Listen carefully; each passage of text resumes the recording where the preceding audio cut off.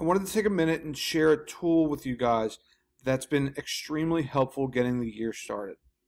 I've taught ninth graders every year here at Hodgson, and I've always found it a challenge, when the semester is getting started, especially in the fall, to get students to speak up, especially when it came time to have a class discussion. And that's really what brought me to Flippity, but I've realized that there are so many other things that it can do for you. So first, you can find it at www.flippity.net, and what it is an add-on that's going to run from data that's sourced from a Google spreadsheet. So I'm going to go into my drive here. I've got it open in another tab, and I'm going to open a new Google Sheet. All right, and like I said, I use this for a random name generator at first, at least. So let's just say, for example, I'm going to name this spreadsheet. This is my 1-2 roster. All right, so this would be my block 1-2 roster. And like I said, it's an add-on for a Google Sheet. So now I want to find this tab up top. I want to click add-ons. You can see that I already have it installed here. If you don't, you want to click this button that says Get Add-ons. And much like you would install any of these additions to your Google Chrome browser, it'll bring up a search bar, and I can start to type in Flippity here.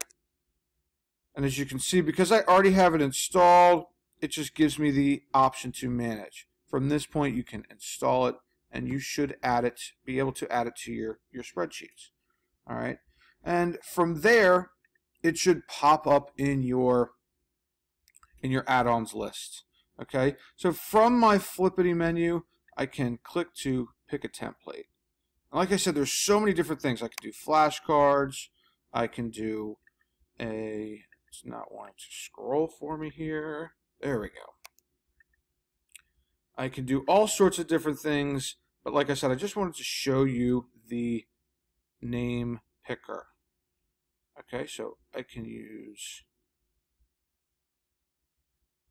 that, and for argument's sake, it's already sort of published a list for me. So I can either copy and paste.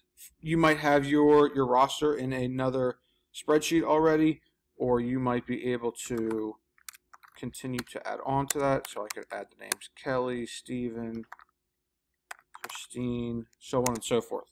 Okay? Now that I have this in my spreadsheet, I can run my generator or whatever I need to. So I come here and it'll give you a separate URL.